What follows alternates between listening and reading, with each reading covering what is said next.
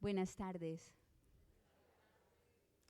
Bueno, muchísimas gracias por esta invitación. Es una alegría que podamos compartir y entretejer emociones durante estos días de congreso.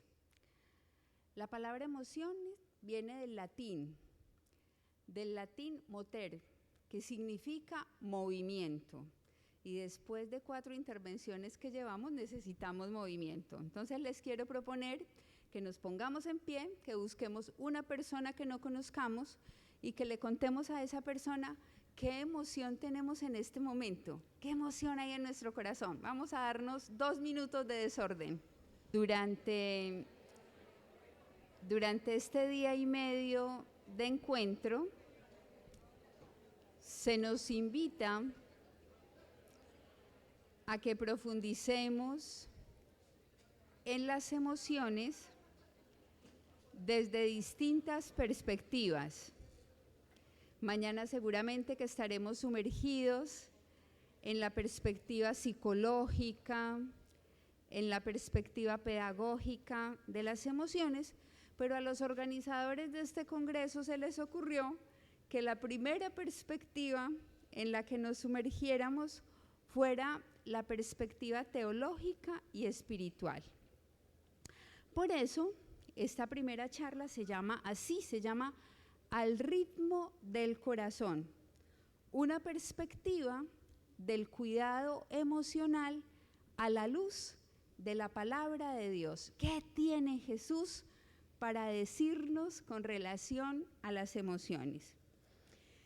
Lo primero que yo quisiera proponerles es que pensemos que el cuidado emocional es un arte, y como es un arte, requiere de tiempo, de paciencia, de desvelos, requiere de una atención a la vida, de una disposición a la ofrenda, pero sobre todo de que tengamos experticia, habilidades relacionales y fundamentalmente que hayamos introyectado, que hayamos hecho nuestros los valores del Evangelio.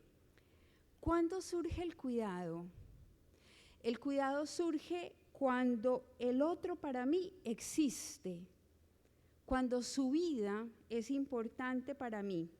Y por eso la frontera en la que es posible disponerse al cuidado es esa en la que terminan las actitudes egocéntricas, la autorreferencialidad, el mezquino individualismo, porque si estamos ubicados ahí es imposible cuidar. Jairo nos decía con belleza al comienzo, es que la única posibilidad es en el lugar de la humildad, si no es absolutamente difícil.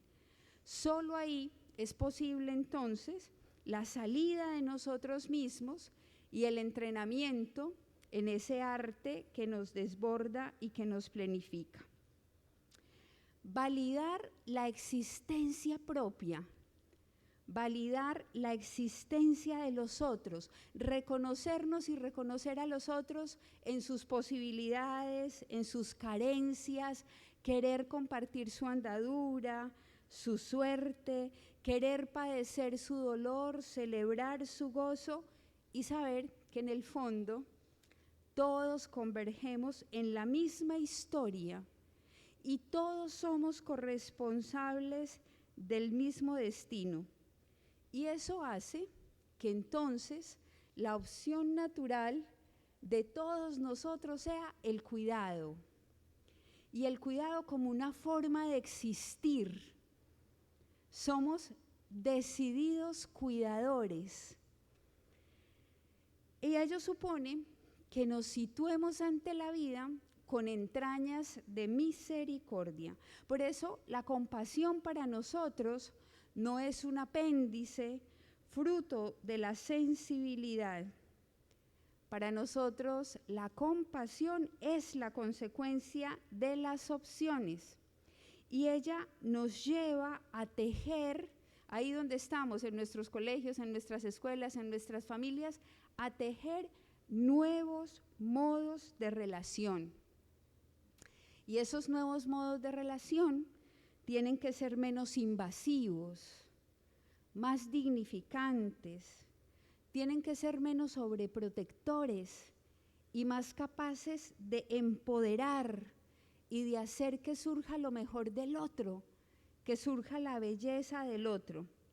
Por eso, la compasión, que es una de las emociones de Jesús, la compasión al estilo de Jesús supone un compromiso solidario con los sufrientes de la historia.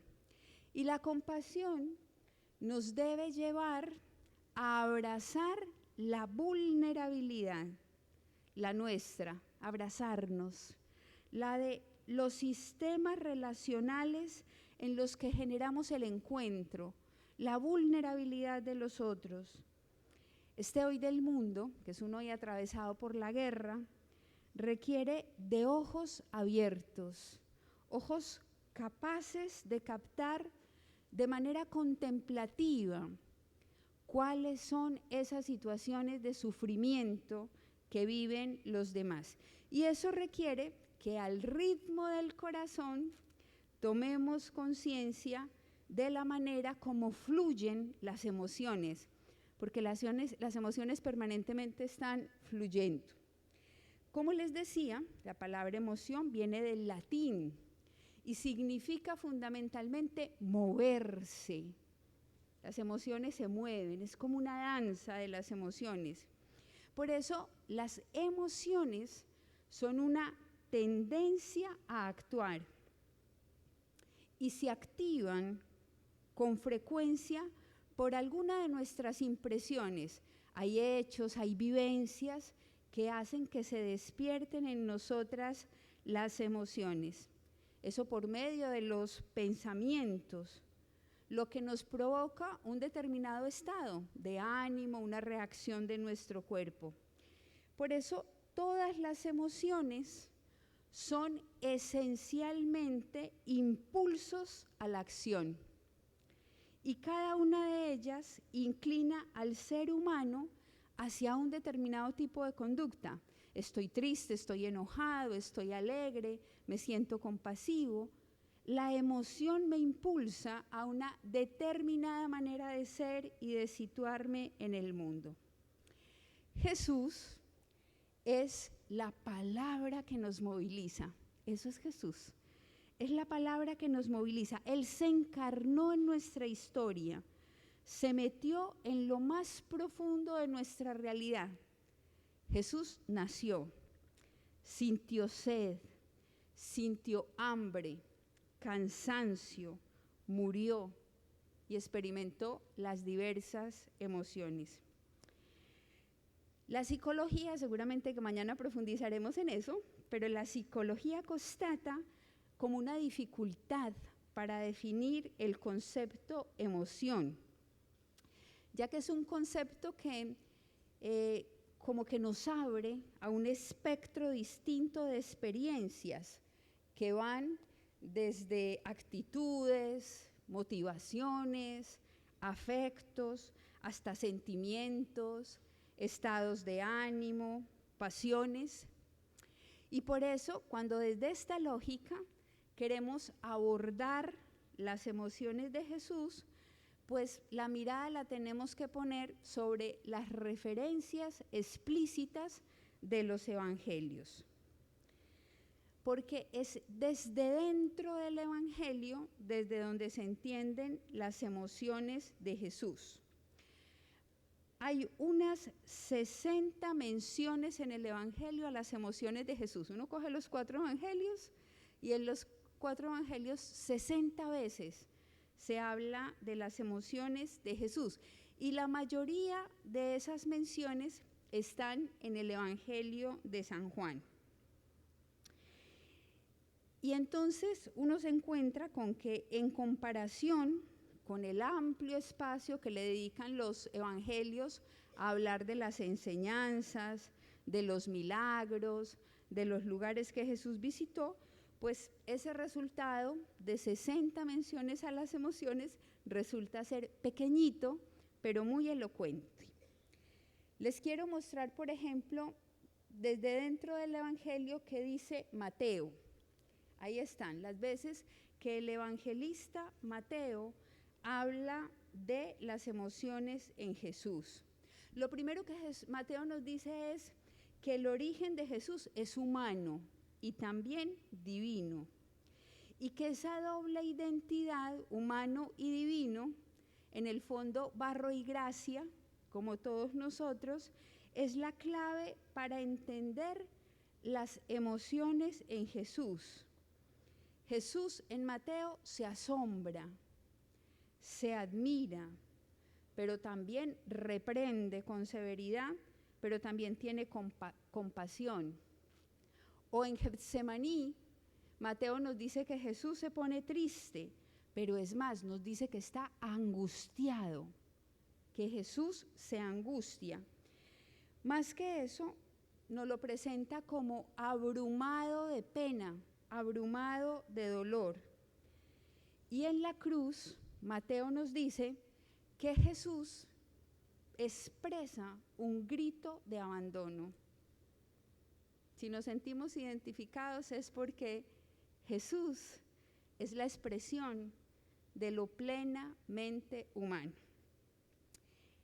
En el Evangelio de Marcos, pues encontramos que Jesús se asombra, y se asombra ante la incredulidad del pueblo, o sea, no puede creer que sean tan testarudos, pero también se compadece ante las multitudes porque ve que tienen hambre o que están enfermos.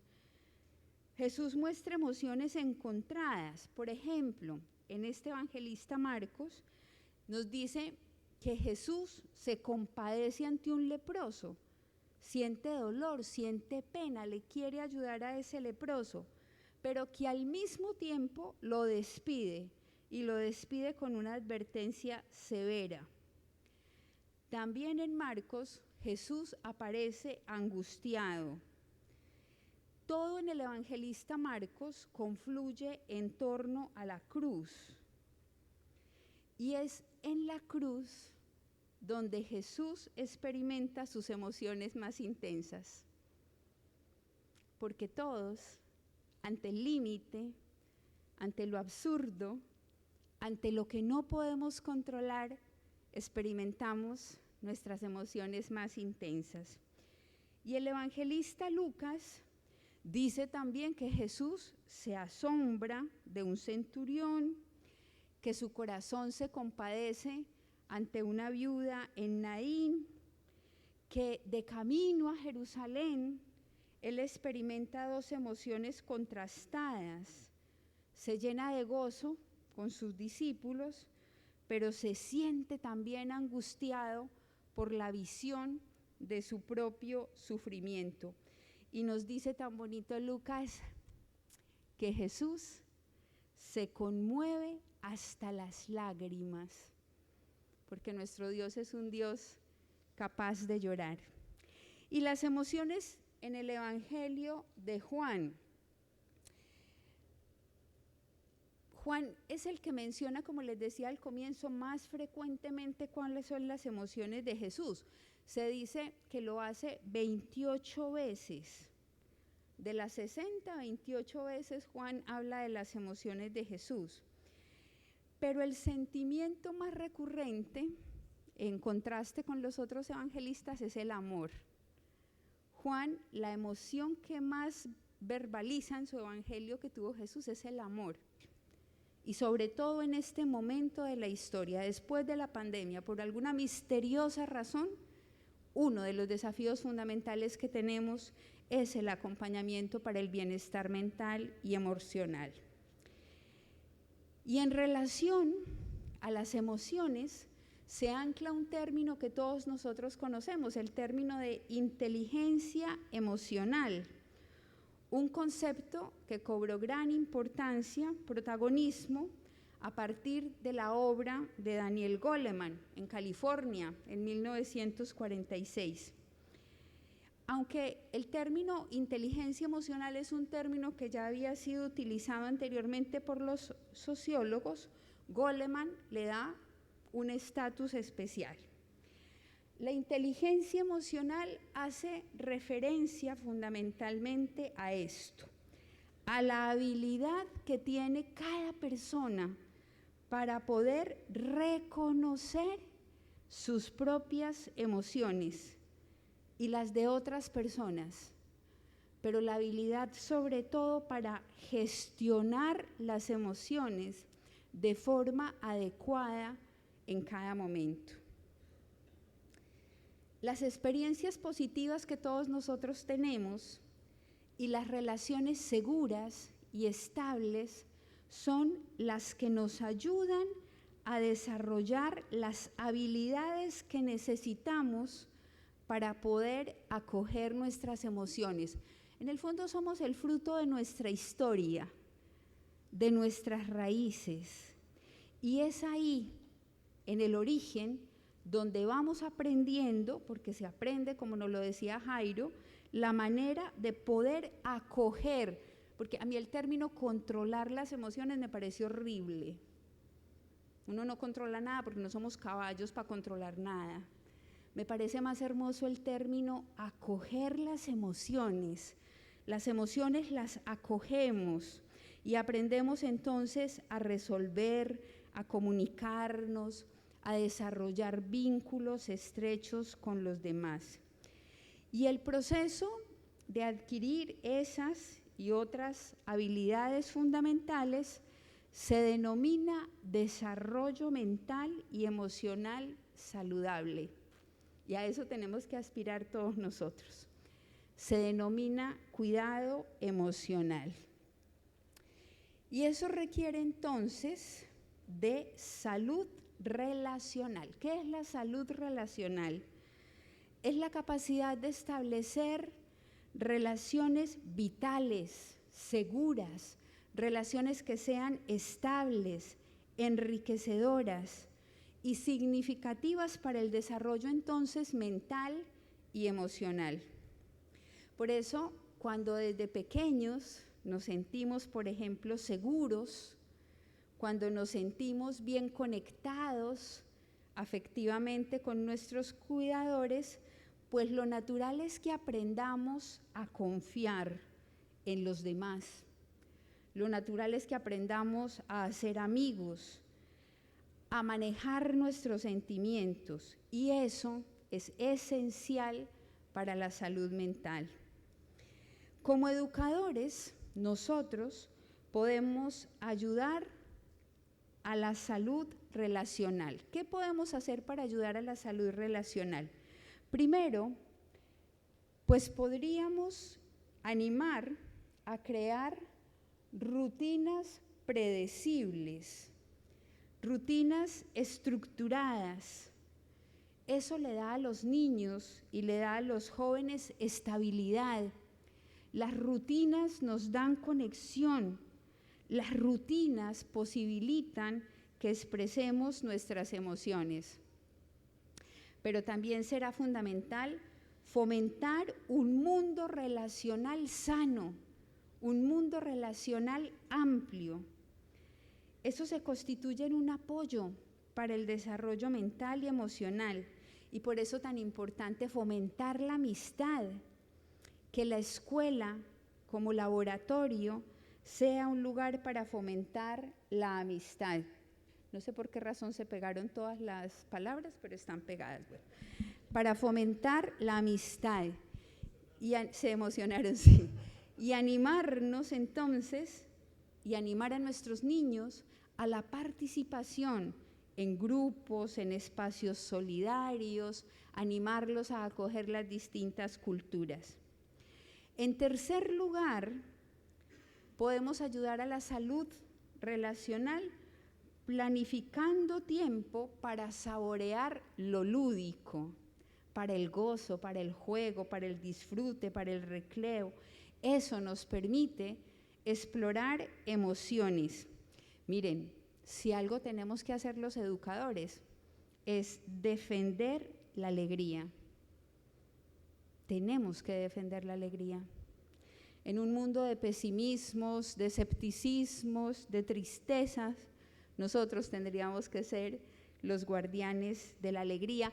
Y por eso, la verdad, creo que estamos ávidos de tiempo en la escuela para jugar, para divertirnos, para experimentar el don de la gratuidad. En cuarto lugar, creo que nos hace bien utilizar técnicas de crianza positivas, desde eso que Miguel de Montaigne y los humanistas llamaban la visión optimista del mundo. Eso tiene que ver con disciplina positiva, tiene que ver con neurolingüística, con todo lo que nos posibilite hacernos dueños de nosotros mismos, porque eso es la disciplina. Eso no es el servicio militar obligatorio. La disciplina es la posibilidad de aprender a hacernos dueños de nosotros mismos, para acoger entonces las emociones de una manera saludable. En quinto lugar, ayudará a que establezcamos límites, consecuencias, que elaboremos reglas claras, coherentes, y que describamos esas reglas en términos adecuados para la edad de cada niño o de cada joven. Luego, en sexto lugar, que nos situemos como educadores en condición de testigos.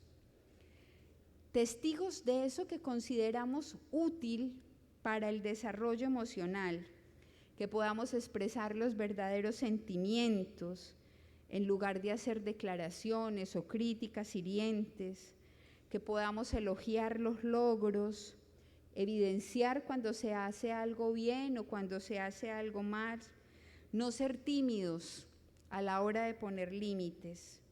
La clave está en raíces y alas. Y luego que podamos privilegiar el arte de la comunicación, escuchar, estar disponibles para el diálogo, formar para la escucha y para la resolución de conflictos. Y eso supone un sereno encuentro en el que hay espacio para que nos resuene la voz del otro, para que nos resuene la voz del diferente, que la escucha sea activa, sin prejuicios, que se entrecrucen sentimientos, pensamientos, vivencias. Se trata en el fondo también de algo muy anclado en esa propuesta de Miguel de Montaigne, que es la pedagogía de la conversación, que es muy propia del humanismo cristiano, porque conversar favorece la mística del encuentro en el arte de la relación. Y luego todo lo que tiene que ver con acogida, comprensión y abrazo a las emociones. Si hacemos eso, seguramente que podremos gestionarlas mucho mejor y evitar que ellas nos sumerjan en un caos sin norte. Y también eso, como todas las cosas importantes en la vida, supone ejercitarse. Es necesario que haya entrenamiento emocional, que aprendamos a reconocer nuestras emociones, a ponerles nombre, a validarlas, que ante la tristeza nosotros educadores seamos consuelo, que ante el miedo seamos nicho afectivo y seguridad, que ante el enfado seamos límite bondadoso y amabilidad indeclinable.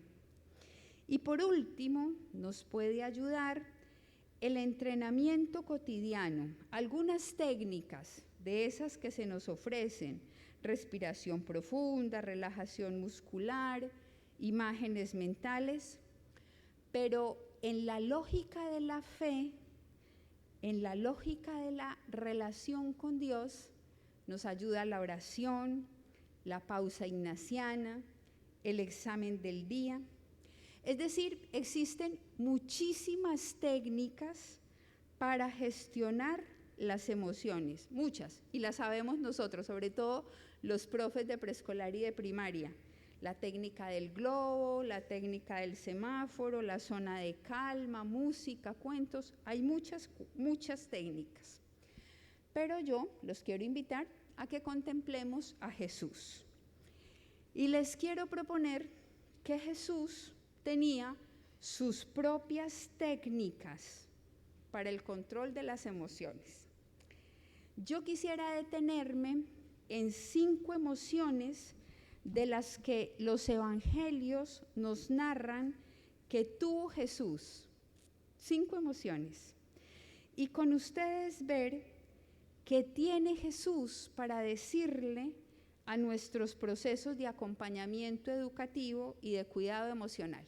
Entonces nos vamos a sumergir en el Evangelio y vamos a permitir que Jesús nos diga, bueno, y entonces, ¿qué hacemos nosotros? ¿Cuál es la técnica para resolver o para acompañar y abrazar esta emoción? La primera emoción que les quiero proponer que contemplemos en Jesús es la tristeza. Jesús sintió tristeza. Nos lo dice el Evangelio de Juan en el capítulo 11, versículos del 35 al 36. Dice, y Jesús lloró. Los judíos dijeron entonces, miren cuánto lo quería. Al ver llegar a Jesús, nos dice ese texto del Evangelio, María, que era la hermana más chiquita de Lázaro, más joven, se echa a llorar. María está muy triste, nadie la puede consolar. Y al ver llorar a su amiga y también a los judíos que la acompañaban, Jesús no puede contenerse. También él se echa a llorar junto a ellos. Y la gente entonces dice, miren cómo lo quería. Jesús no llora solo por la muerte de un amigo muy querido. ¿Saben por qué llora fundamentalmente? Porque se le rompe el alma al sentirse impotente ante la muerte. Muchas veces el dolor viene de eso, de la impotencia, del no poder hacer nada más. Todos nosotros llevamos en lo más íntimo de nuestro ser un deseo insaciable de vivir. Todos queremos vivir y por eso nos preguntamos ¿por qué hemos de morir? ¿Por qué la vida no es más dichosa? ¿Por qué no es más larga? ¿Por qué no es más segura? ¿Por qué no es más vida? Ante el misterio último de nuestro destino, y ese misterio último es la muerte, no es posible apelar ni a dogmas científicos ni religiosos. Ningún dogma nos puede guiar más allá de esta vida. Los cristianos no sabemos de la otra vida más que los demás. También nosotros nos hemos de acercar con humildad al hecho oscuro de nuestra muerte y de la muerte de los que amamos. Pero lo hacemos con una confianza radical en la bondad del misterio de Dios que vislumbramos en Jesús. Ese Jesús al que sin haberlo visto amamos y sin verlo aún le damos nuestra confianza. Y esa confianza no puede ser entendida desde fuera. La confianza supone vínculo, supone encuentro. Solo puede ser vivida por quien ha respondido con fe sencilla a las palabras de Jesús, yo soy la resurrección y la vida. Y Jesús nos dice, ¿crees tú esto? ¿Crees que realmente yo soy la resurrección y la vida? Recientemente, Hamskine, el teólogo católico más crítico del siglo XX, cercano ya a su final, dijo, miren lo que dijo, que para él morirse es descansar en el misterio de la misericordia de Dios. ¿Qué nos enseña Jesús ante la muerte? ¿Qué nos enseña Jesús ante la tristeza? Lo que nos enseña es que la tristeza no se niega, se verbaliza. La tristeza se comparte con los amigos. La tristeza, por ejemplo, ante la muerte, termina siendo la evidencia de lo eterno, termina siendo la evidencia de un vínculo que no desaparece con la ausencia física. Gabriel Marcel afirma que en el fondo, cuando lloramos ante la muerte del que amamos, lo que le estamos diciendo es: tú no morirás.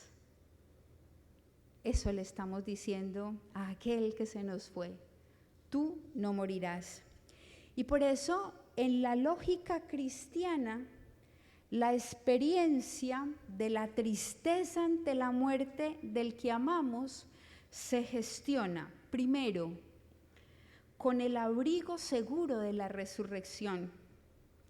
Se gestiona en torno a la mesa en la que los amigos sostienen la esperanza.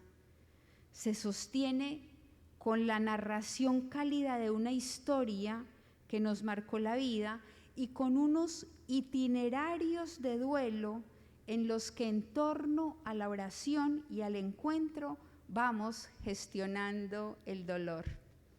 Eso es lo que nos enseña Jesús ante la tristeza. Los invito a que hagamos un momentico de silencio, a que pensemos en los momentos de la vida en que también nosotros hemos experimentado tristeza, por alguna razón, por alguna ausencia, por alguna decepción, por algún ciclo que cerramos, por la muerte de alguien que amamos.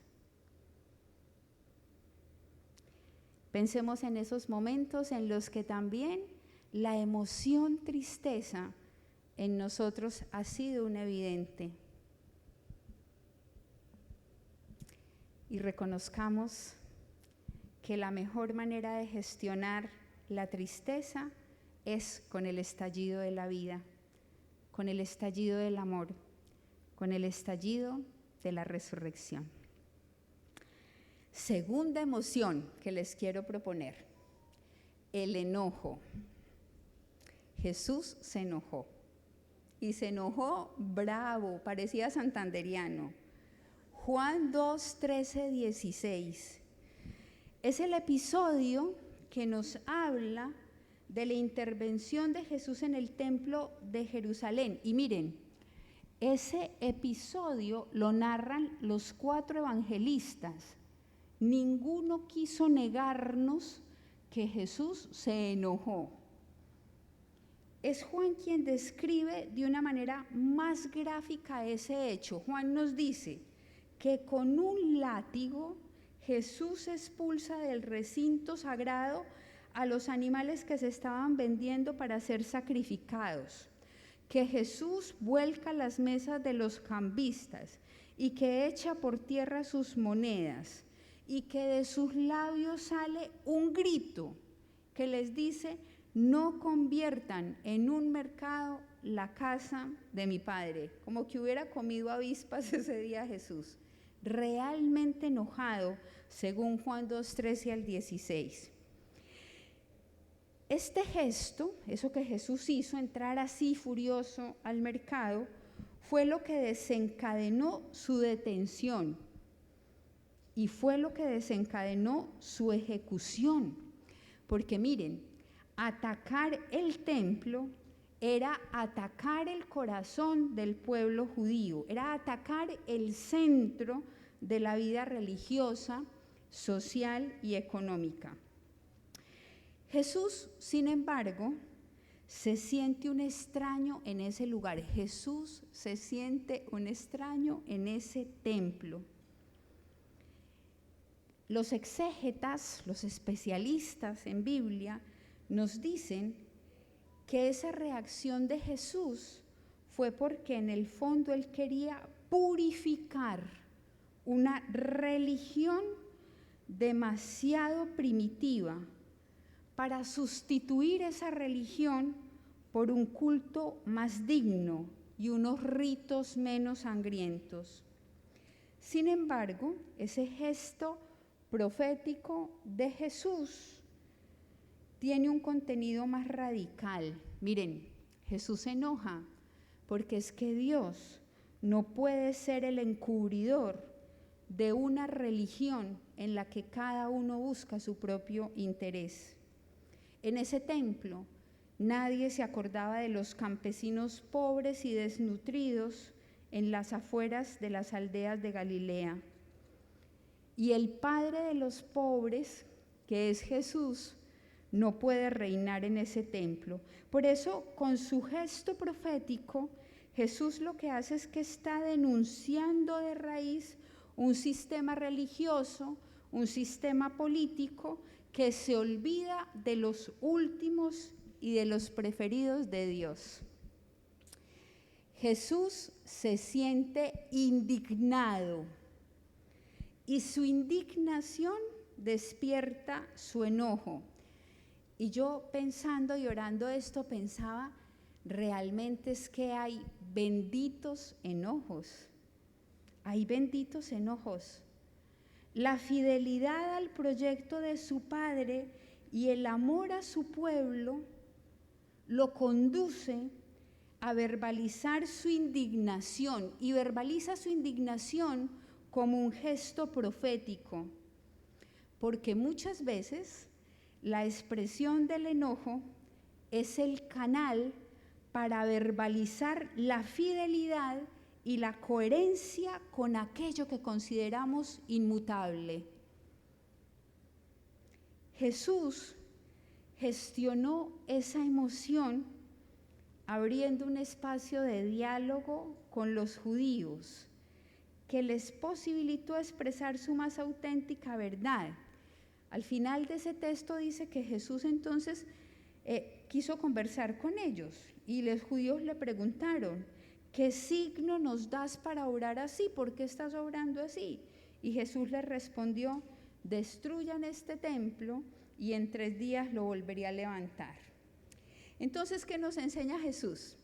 Jesús nos enseña que no nos hace bien ocultar nuestro enojo, que es sano expresarlo, es sano verbalizarlo, actuar en coherencia y defender con celo aquello que consideramos absoluto. Hay cosas que no son negociables, hay valores que no son negociables.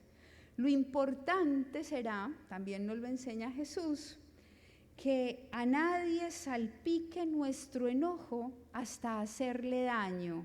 Eso sí será lo importante. Y lo importante será que la expresión del enojo nos dé la posibilidad de establecer el diálogo con el otro. Entonces llevamos 2 emociones, ¿no? Tristeza y enojo. Muy bien, y vamos a la tercera emoción. Y la tercera emoción es alegría. Y está expresada en el Evangelio de Lucas 10, versículo 21. Entonces ese texto de Lucas 10, versículo 21, nos dice que Jesús se regocijó, que se llenó de alegría y que alabó al Señor porque las cosas importantes se las reveló a los pequeños, que eso fue lo que le agradó a Dios. Y dice el texto que le quiso dar gracias a Dios y que con una bendición lo que quiso hacer Jesús fue contagiar de alegría, de esperanza a los discípulos que lo escuchaban. Jesús lo que hace es mostrar su alegría, su gozo por su buen hacer, y anima a los discípulos a continuar con su misión liberadora. Aunque los evangelios no nos lo dicen mucho, dicen los exégetas que Jesús era sonriente y que era de risa fácil. Y es que no nos lo podemos imaginar distinto, yo por lo menos no me lo imagino sino así. Que salvo cuando se enfrentaba a la soledad y al horror de su destino, no fue alegre, pero de resto siempre fue alegre. La misión de Jesús era ser portador de una buena noticia, y era ser un alegre portador, un alegre portador.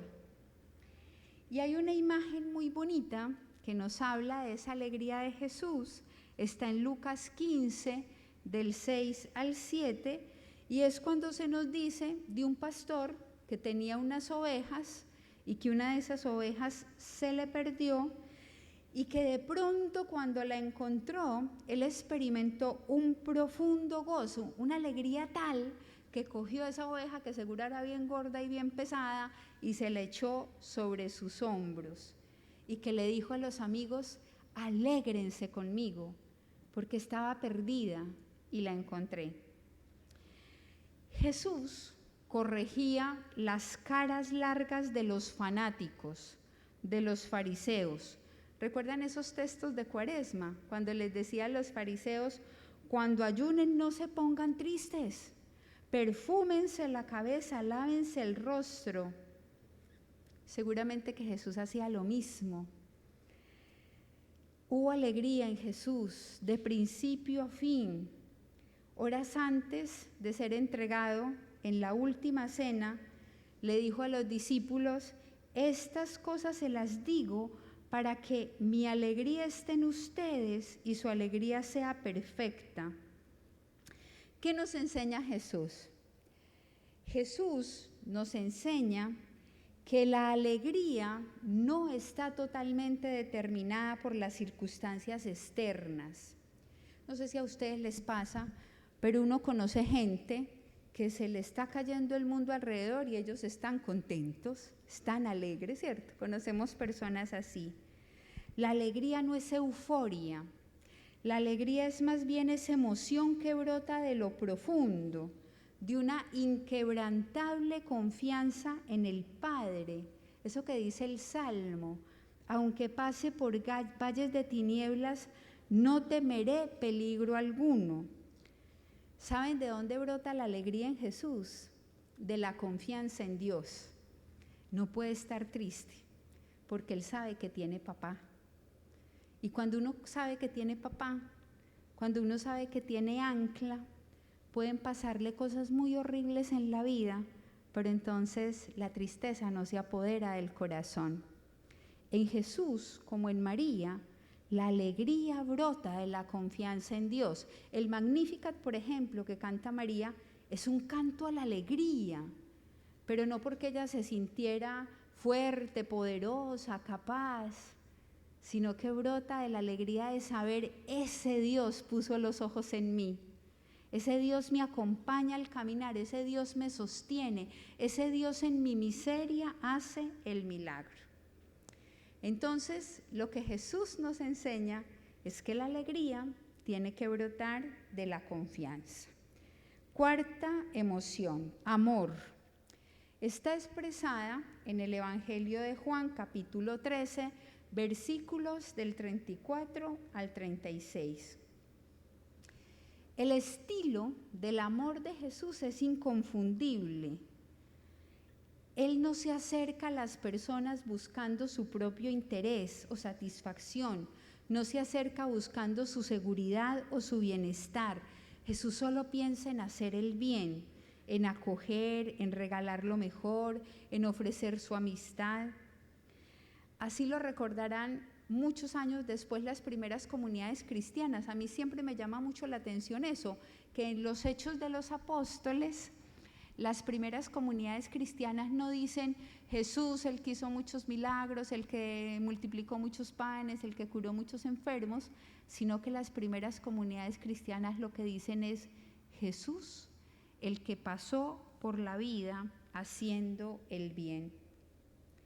Juan recoge cuidadosamente el testimonio de Jesús y lo quiere dejar grabado en los discípulos. El testamento de Jesús es: les doy un mandamiento nuevo, que se amen unos a otros, como yo los he amado. Y el amor es la emoción por excelencia. El amor es la emoción que moviliza todo el accionar de Jesús. Y en Jesús La plenitud del amor es el perdón.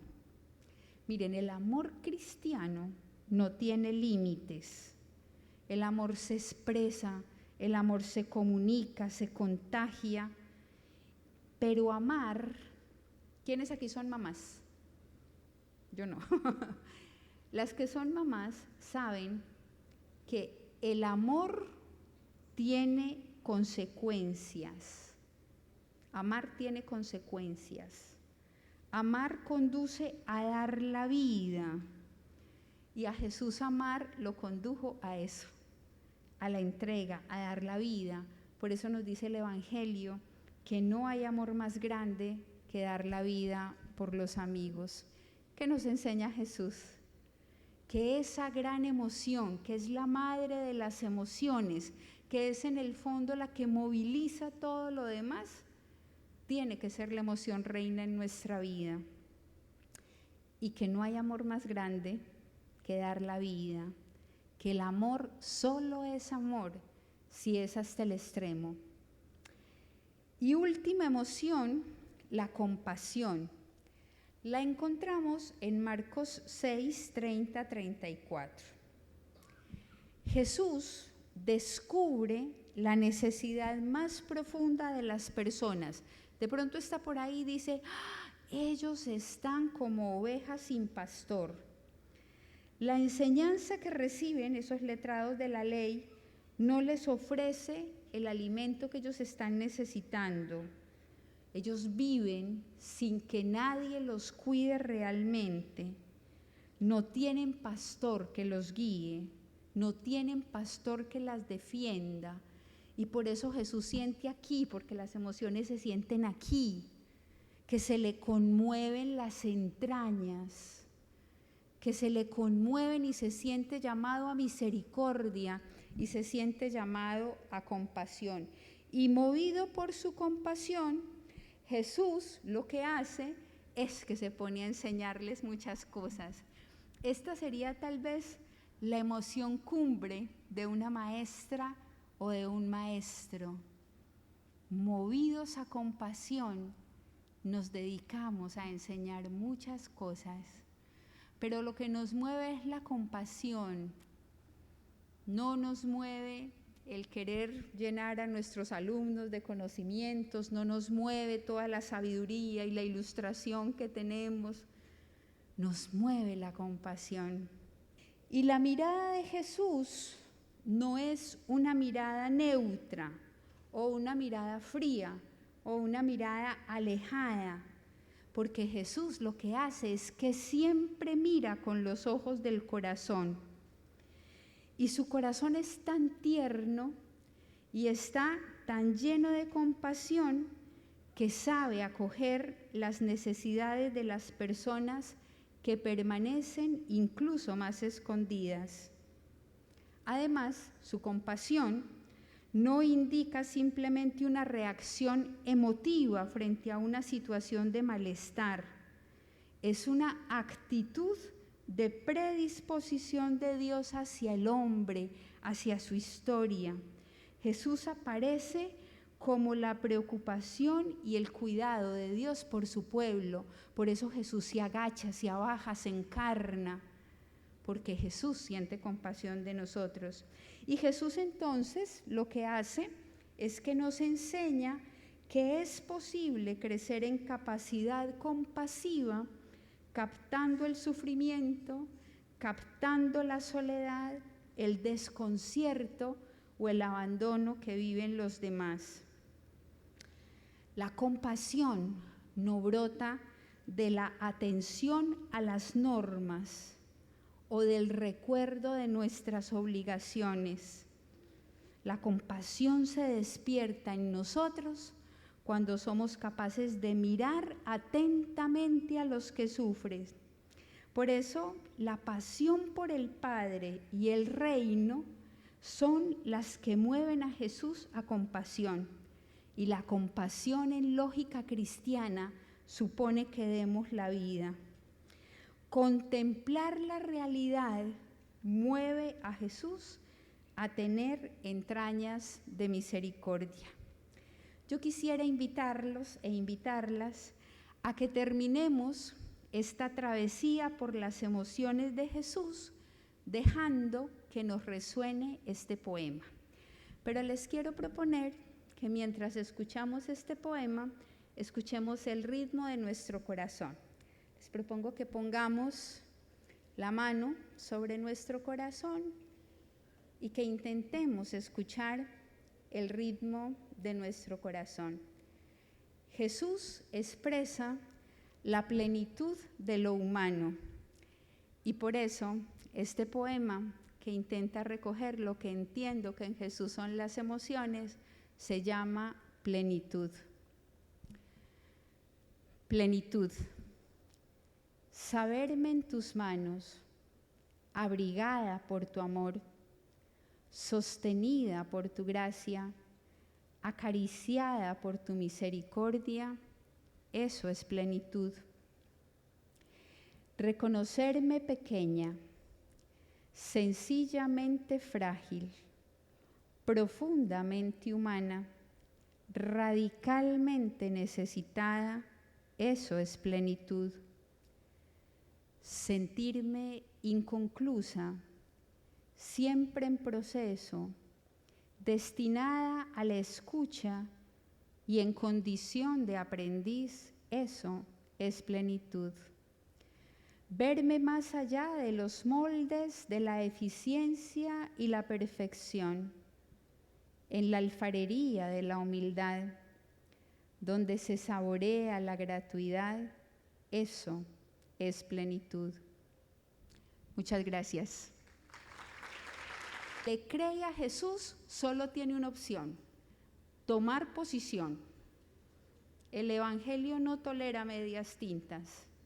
El Evangelio es radical y el Evangelio supone que siempre nos situemos como defensores de la vida, profundamente respetuosos de la dignidad humana, capaces de ensanchar la mesa, capaces de levantar a la mujer caída, capaces de curar al que tiene una herida. El Evangelio es radical y creerle a Jesús tiene consecuencias. Por eso, en una sociedad atravesada por la crisis, por la polarización, por la guerra, creerle a Jesús supone vivir con conciencia nuestra vocación de educadores y empeñarnos en todo lo que dignifique, en todo lo que libere, en todo lo que levante y en todo lo que nos permita vivir radicalmente como hermanos. Porque si los cristianos tenemos algo para decirle a nuestra sociedad hoy, es que es posible ser hermanos. En un mundo en el que ucranianos y rusos se enfrentan, en el que palestinos e israelíes se enfrentan, en un mundo en el que se enfrentan los del norte y los del sur, los del Junior y los de Millonarios, tenemos una gran tarea, y esa gran tarea es decir, podemos ser hermanos. El gran desafío de la educación es enseñar a convivir, y el gran modelo de convivencia es Jesucristo, el hermano mayor, el que abrazando sus emociones nos enseña que es posible una auténtica convivencia. Yo creo que por ahí puede ser. Bueno, Por acá. buenas tardes, doctora. Gracias por sus palabras tan reconfortantes, por recordarnos la importancia de Goleman. También cuando la escucho recuerdo a Mayer y Salové con sus postulados de la inteligencia emocional tan importante para nosotros como maestros, e interpreto su lenguaje como una analogía de nosotros como maestros, que somos como pilas. Tenemos una carga positiva y tenemos también una carga negativa, y ambas son importantes para nuestro desempeño como educadores. La parte positiva pues me parece gratificante, pero me cuestiono todavía, sobre todo con esos sentimientos, con esas emociones negativas, sobre todo con la tristeza y el enojo que usted mencionaba, que el mismo Jesucristo las vivió. Y mi pregunta va encaminada en cómo hacemos para que esas emociones de carga negativa no se conviertan en un sentimiento perpetuo en nuestra esencia. Porque cuando no podemos despojarnos de ella y permitimos que se convierta en un sentimiento, nuestra vida se puede volver un cataclismo. Entonces, quisiera saber cómo hacemos para poder mejorar esa parte. Muchas gracias. No, yo no soy psicóloga ni tengo recetas. Yo solo te puedo decir que hace muy poco, por ejemplo, viví una de esas emociones con mucha fuerza, la tristeza. Hace 3 meses murió mi papá, que era el hombre de mi vida, el amor de mi existencia, nada como él en el mundo. Y te puedo decir lo que a mí me ha ayudado. A mí me ha ayudado a abrazar y a gestionar mi tristeza. Primero, la certeza de la resurrección, la experiencia de Jesús conmigo. Me ha ayudado a hacer memoria. Creo que las narrativas son muy importantes a la hora de uno poder gestionar cosas. Entonces a mí me ha ayudado a hacer memoria, memoria agradecida, memoria alegre de ese hombre que me marcó la vida. A mí me ha ayudado a gestionar mi tristeza, el abrazo y la presencia de tanta gente buena a mi lado. Me ha ayudado no negarme mi tristeza, verbalizarla, escribirla, no negármela. Me ha ayudado a orar. Hay técnicas, hablábamos ahora, hay maneras, el semáforo o el globo, hay quien le puede ayudar a gestionar su tristeza, el globo. A mí me ha ayudado a orar, me ha ayudado a que me resuene la palabra, me ha ayudado esa experiencia de Jesús a mi lado. Y creo que con todas las emociones, porque es que yo personalmente no creo que haya emociones malas y buenas. Yo creo que simplemente es el terco fluir de la vida en nosotros. Y la vida a veces fluye hecha alegría y a veces fluye hecha lágrima. Y las dos son fundamentales para ayudarnos a abrazar nuestra humanidad. Porque la plenitud no está en la perfección, o la plenitud no está en los estados de ánimo excepcionales.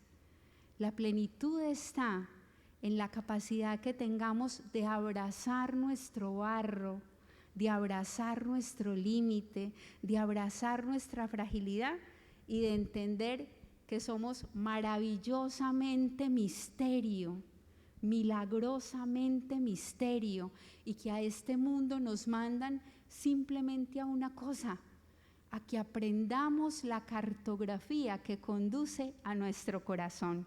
A eso nos mandan acá. A que aprendamos la ruta que conduce a la conciencia de lo que somos, de lo que tenemos.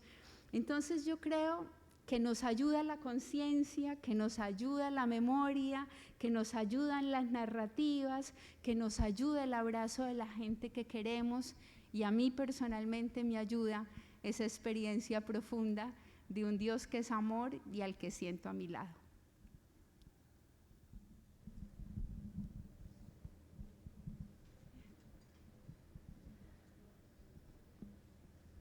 Buenas tardes. Bueno, primero que todo le quiero dar gracias por su intervención y este hermoso análisis que considero que fue muy hermoso sobre cómo Jesús también, que es nuestro modelo a seguir, tenía y expresaba sus emociones, tanto así que sus discípulos pues lograban diferenciarlas y establecerlas en estos escritos para que quedaran para la posteridad y para que pues nosotros como seres humanos veamos que Jesús también tenía esa humanidad en medio de su divinidad, y que recordáramos la importancia de las emociones y de nuestras emociones, sí. Pero siempre que estaba pues escuchando lo que usted estaba diciendo, recordaba mucho cómo nuestra sociedad a veces le quita importancia al reconocimiento de nuestras emociones, y muchas generaciones crecieron pues con esa idea de que demostrar nuestras emociones eran un sinónimo de debilidad, o en algunos momentos se llegó a pensar que había ahora una nueva tendencia de que como estamos reconociendo más nuestras emociones, entonces estaba creciendo una generación de cristal. Entonces yo quería hacerle una pregunta a usted, o más que todo pedirle como un consejo de cómo lidiar, o qué consejo tiene usted para nosotros de cómo lidiar con la incredulidad de la sociedad frente al reconocimiento de la importancia de expresar y ser conscientes de nuestras emociones.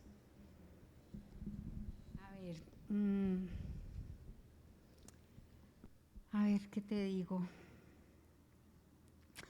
Yo creo que no tenemos que pelear con la sociedad, ¿cierto? Creo que generación tras generación vamos abriendo caminos. Por décadas se pensó que teníamos que formar personas recias. Yo la verdad creo que mientras más frágiles y más humanas, más evangélicas y más semejantes a lo realmente necesario. Entonces creo que no le tenemos que tener miedo a la expresión de la emoción, porque la expresión de la emoción es en el fondo la expresión de la humanidad. Y si algo venimos a este mundo es hacernos plenamente humanos.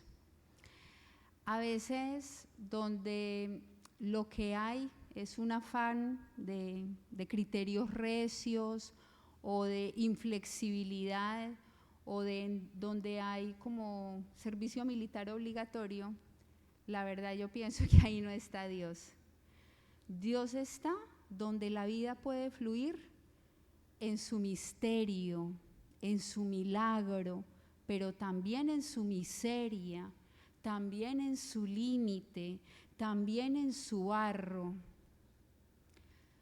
Los estatus de perfección para las máquinas, pero para nosotros el escenario de lo humano, de lo que se abraza, de lo frágil, de lo que se trabaja, de lo que se elabora, de lo que se aprende, de lo que supone tiempo, de lo que supone paciencia.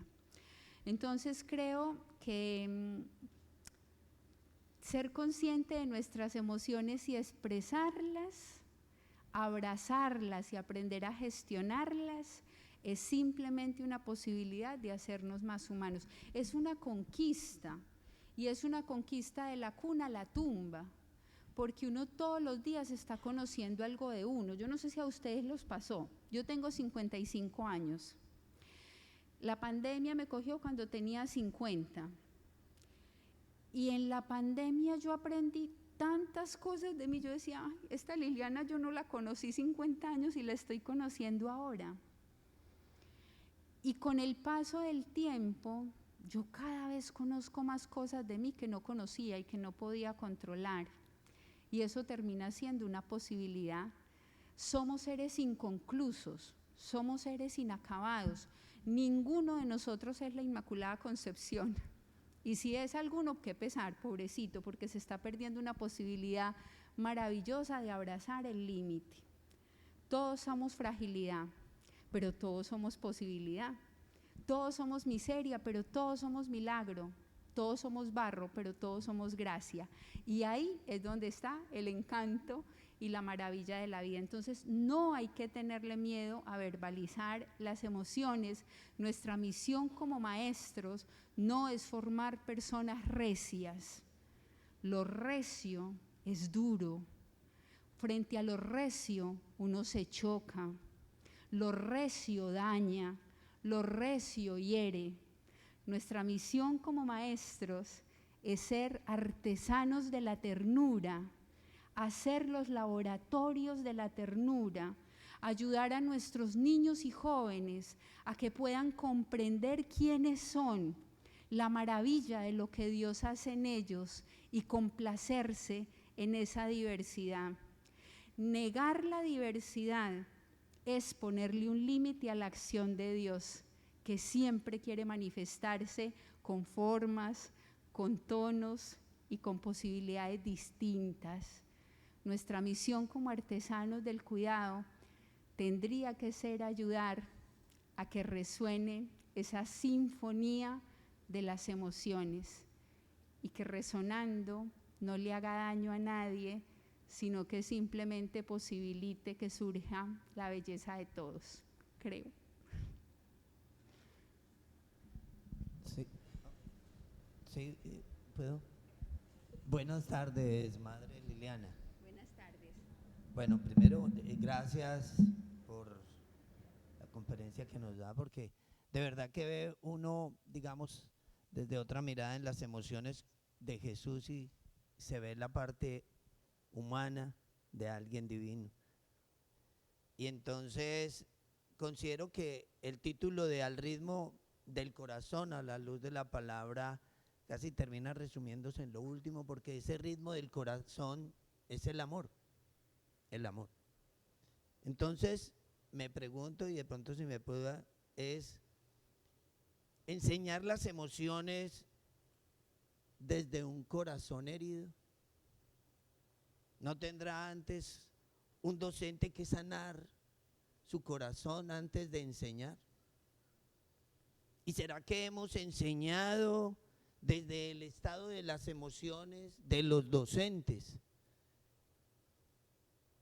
¿O será posible separar las emociones de uno y del otro, del docente y de los estudiantes del aula?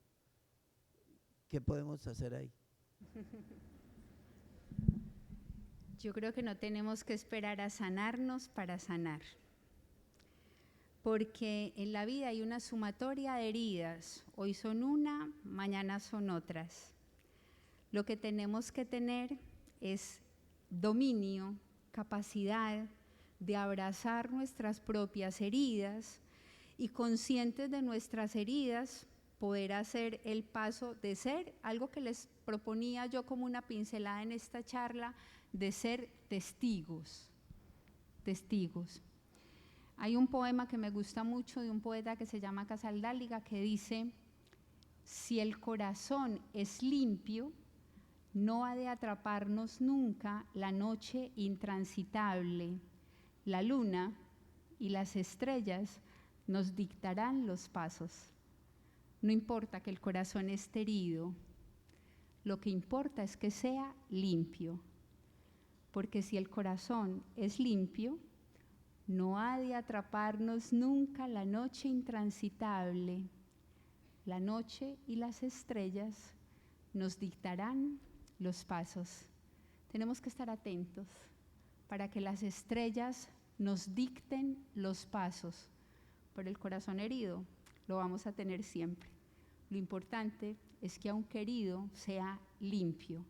Y si es limpio, vamos entonces a poder ser como canales de la misericordia, canales del amor, canales de la gracia, pero abrazando nuestro límite, y a veces nos equivocamos, y a veces herimos, y a veces, como decía San Pablo, hacemos el mal que no queremos hacer, porque somos eso, somos humus, somos humanidad, y la humanidad abraza sus emociones. Buenas tardes a todos. Yo realmente me siento muy conmovida de la forma en cómo lo explicaste. Me encantó. Fue sencillo, práctico, amoroso. Y cuando veía cada emoción de Jesús, que pues yo las conozco, pero de la forma como la explicaste fue más simple, me invita a no tener miedo de hablar de Dios, de hablar de Jesús a los niños, de enseñarles a través del amor de Dios cómo Él manejó sus emociones, ¿sí? Y se me quedaron dos emociones, enojo y compasión. Enojo porque dentro de las instituciones encontramos muchos problemas, conflictos, y cómo enseñarles a ellos que pueden enojarse sin dañar al otro. Y lo vivimos todos los días. Y la compasión cuando vemos a esas ovejitas sin pastor, cuando los papás están ausentes, no están ahí, y ellos son como esas ovejitas, enseñarles que no están solos, darles esperanza a ellos. Esa es una misión que tenemos. Qué lindo, gracias por recordarnos esa misión tan linda. Bueno, les agradezco mucho que tengamos unos días un día de congreso muy lindo. ¿Algo más? No sé. Sí, perdón. Gracias. Buenas tardes a todos. Buenas tardes. Me identifico Edwin Manrique. No soy maestro ni psicólogo, soy padre de familia. Mucho gusto. Me llegó mucho esta conferencia porque día a día cuando me levanto y me acuesto, siempre pienso en mis hijas, tengo 2 niñas, y me angustia mucho el tema de las emociones. Es algo que con mi esposa lo dialogamos demasiado. Tengo la fortuna, gracias a Dios, de poder y tener el tiempo de traer a mi hija en las mañanas y recogerlas. Y digo la fortuna porque por los tiempos que estamos viviendo, pues no es posible para muchos poder hacerlo. Y ese es un instante, esos 15, 20 minutos de trayecto, solamente son ellas y yo. No hay distractores, ninguno. Entonces, sé perfectamente cómo llegan al colegio y también cuando la recojo. Sofía, que es la menor de 11 años, cuando entra al carro, que la recojo, entra al carro, disculpe que es la explicación, pero es para llegar al punto. Cuando la miro, nunca le pregunto cómo te fue. Le digo, ¿qué traes en tu corazón? Y comienzo con esa frase porque creo que la frase es para que ella me despierte sus emociones. Entonces me dice, no papi, me fue bien, tuve una mala nota, corrí, me caí, discutí con una compañera, reí, lloré, lo que puede pasar en 6, 7 horas diarias de colegio. Pero hay una palabra aquí, una frase que usted dijo que es la que más me angustia: defender la alegría. Es algo que diario, de todas las que mencionó, es la que más me angustia. No porque ellas sean niñas tristes, al contrario, creo que soy afortunado en tener unas hijas que son alegres, pero me angustia el momento en que no las veo alegres y que de pronto dicen, estoy triste, y al siguiente día estoy triste, ¿ya? Ese manejo de las emociones para mí como padre ha sido difícil, ¿ya? Y sí, y más allá de una pregunta, es una orientación, porque claramente no tengo la estructura para saber cómo hacerlo, porque no traigo un manual debajo del brazo. Intento hacerlo mejor, creo que hago lo mejor, pero lo que usted, madre, acaba de plasmar hoy es exactamente lo que el día a día yo lo dialogo con mi esposa y trato de hacerlo con mis hijas.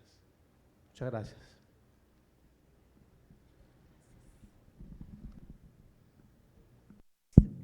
Qué lindo que estés aquí desde tu vocación de papá y qué bonita la manera como acompañas a tus hijas.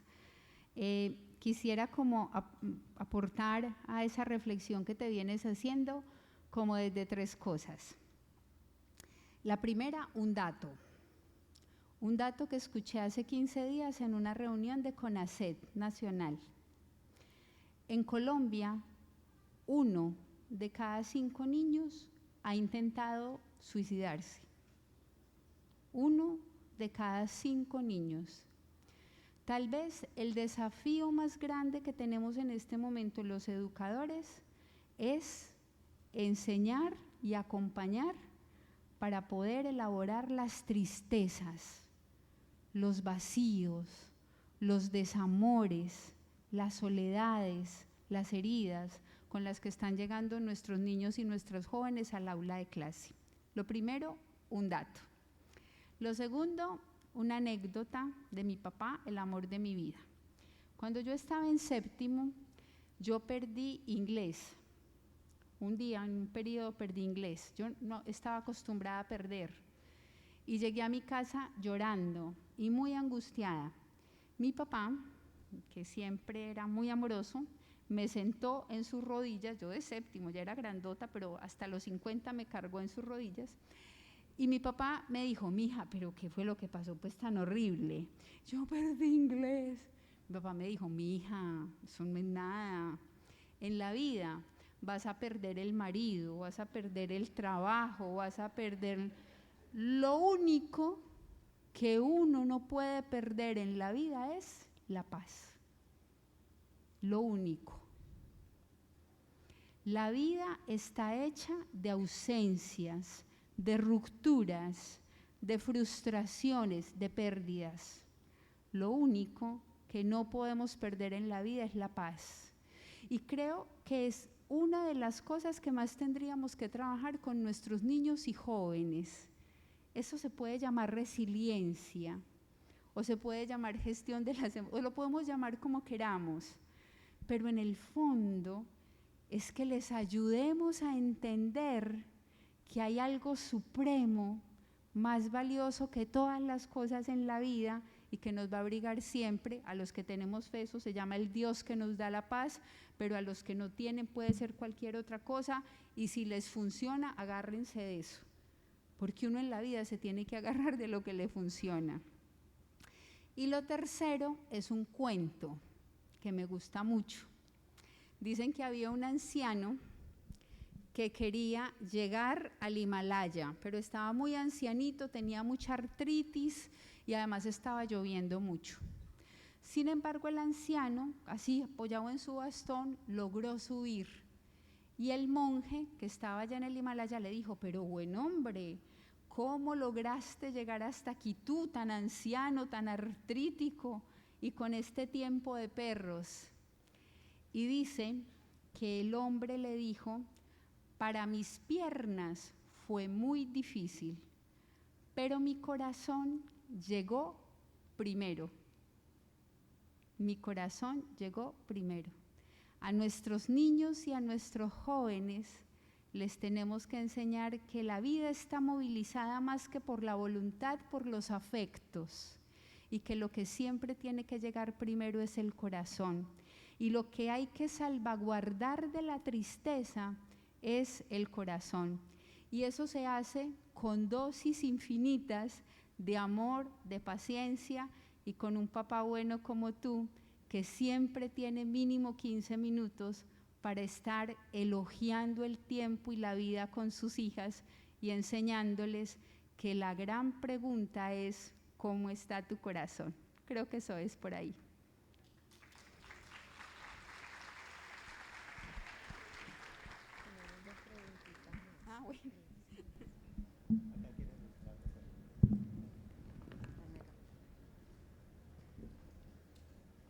Bueno. Bueno, primero darte las gracias, Liliana, de verdad, que nos das una mirada muy humanista, ¿verdad? De abrazar y acoger, como dices tú, las emociones. Hay algo que me causó en mi cabeza un debate, algo que dijiste, y de pronto voy a tratar de reformularlo bien, como la reflexión que hice. Ahora estamos reconociendo más el gestionar las emociones, ¿verdad? Educación emocional. De hecho, en Colombia ya es ley. ¿Cómo hacer para no irnos tampoco al otro extremo? Porque, y tú decías algo, décadas atrás nos enseñaban a ser recios. Y hoy en día estamos viviendo en un mundo, como lo dijiste, en crisis, donde tenemos una batalla espiritual increíble. Están pasando cosas. Yo como líder de convivencia del distrito de Barranquilla, ya 11 años, lo que escucho todos los días es inimaginable. ¿Y cómo hacer para no irnos al otro extremo en el demasiado humanismo y el que a veces vamos a necesitar firmeza y de pronto ser recios. Desde tu perspectiva, porque lo dice muy bien, efectivamente todo como, a imagen y semejanza de Jesús, la raíz de todo es el amor, pero ¿cómo hacer para no irnos a ese otro extremo en el que desafortunadamente nuestros jóvenes hoy día, al reconocer tanto la gestión de las emociones, entonces a veces no se les puede imprimir o imponer firmeza porque los vamos a herir, los vamos a maltratar, los vamos a… Entonces, ¿de qué manera, o desde tu perspectiva, cómo podemos luchar? Porque dijiste algo también al principio, hay ciertos principios que no son negociables. Y hoy día los jóvenes, sobre todo a través del uso de los dispositivos y las redes sociales, están siendo empujados a una cantidad de cosas, pero bajo la sombrilla de pronto de los derechos humanos y de tanto humanismo, por eso digo, no irnos al otro extremo, entonces no podemos poner límites. Desde tu perspectiva y la mirada de verdad que transmite tanta calma y optimismo, ¿cómo miras eso? ¿Cómo poder lidiar con esta batalla espiritual que tenemos? Bueno, yo es que tengo un imperfecto de nacimiento y es que creo que el amor nunca es excesivo, ¿cierto? Y por eso creo que ayudar a gestionar correctamente las emociones tampoco es excesivo. Yo creo que hay que crear condiciones, nichos de sentido. Cuando uno crea nichos de sentido, el horizonte está claro. Entonces, no sé si recuerdan esa diapositiva, la que tenía todas las letras pegadas. Bueno, ahí yo quería compartir con ustedes unas pinceladas precisamente de eso, como de unas pequeñas estrategias que nos ayuden, y una de esas estrategias es hay que poner límites, pero los límites no son fruto de la imposición, los frutos surgen de la convicción. Yo como maestro, como padre de familia, claro que tengo que poner límites, pero no son límites que surgen de un empeño por imponer, sino por proponer, por seducir, por inspirar. Por eso la clave es ¿soy o no soy testigo? ¿Cierto? Esa es la clave.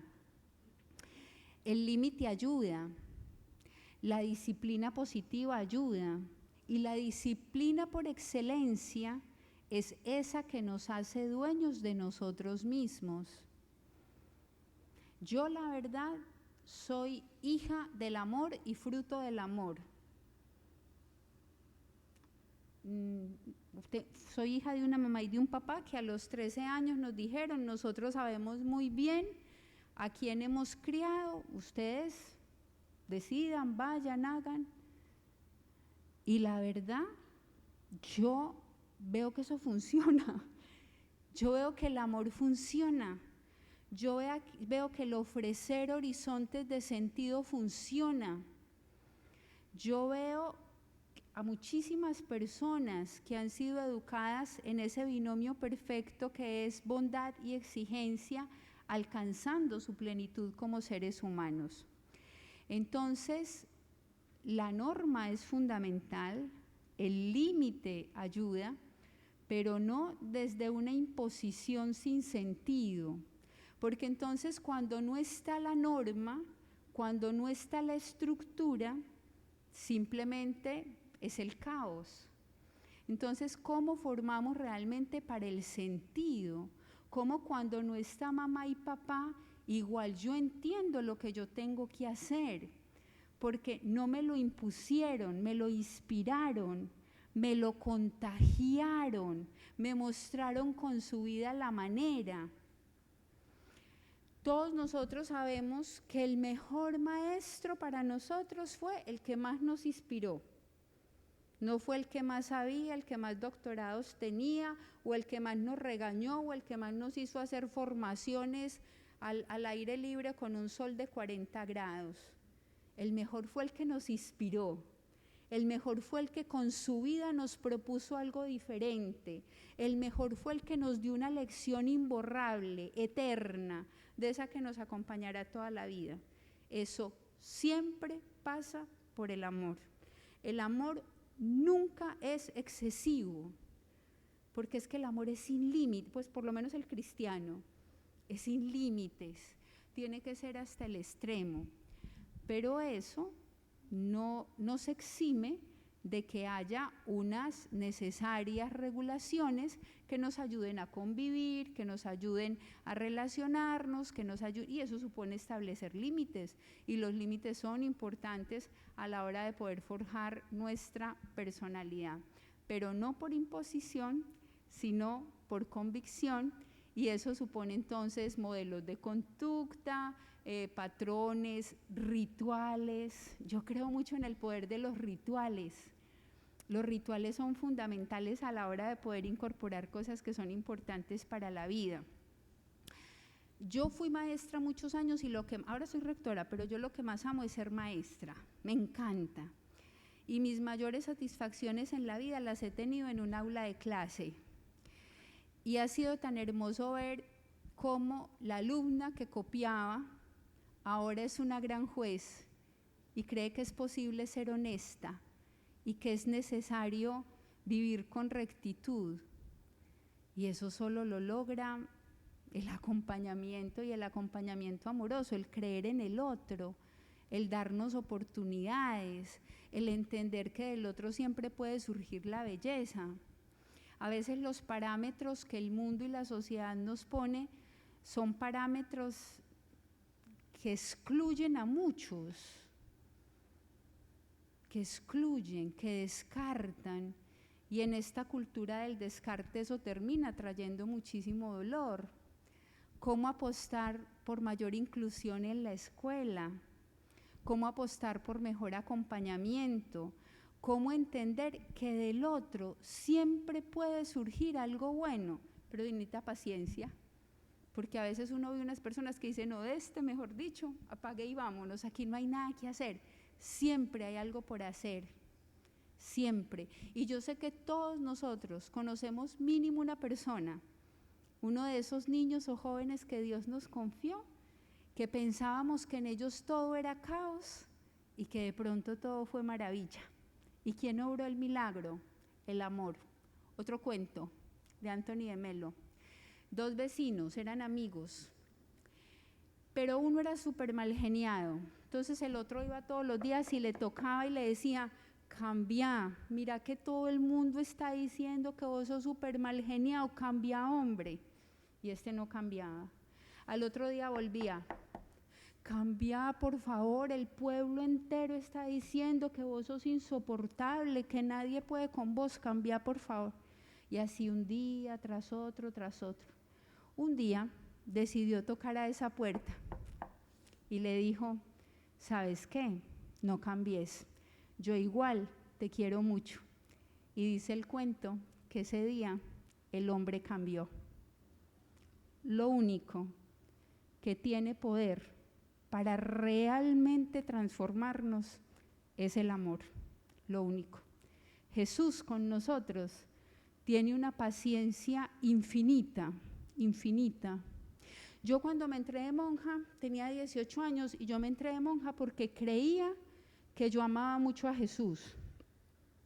Mis cuadernos de francés y de química, mi mamá los tiene y tienen corazones con una flecha atravesada que dicen Liliana y Jesús.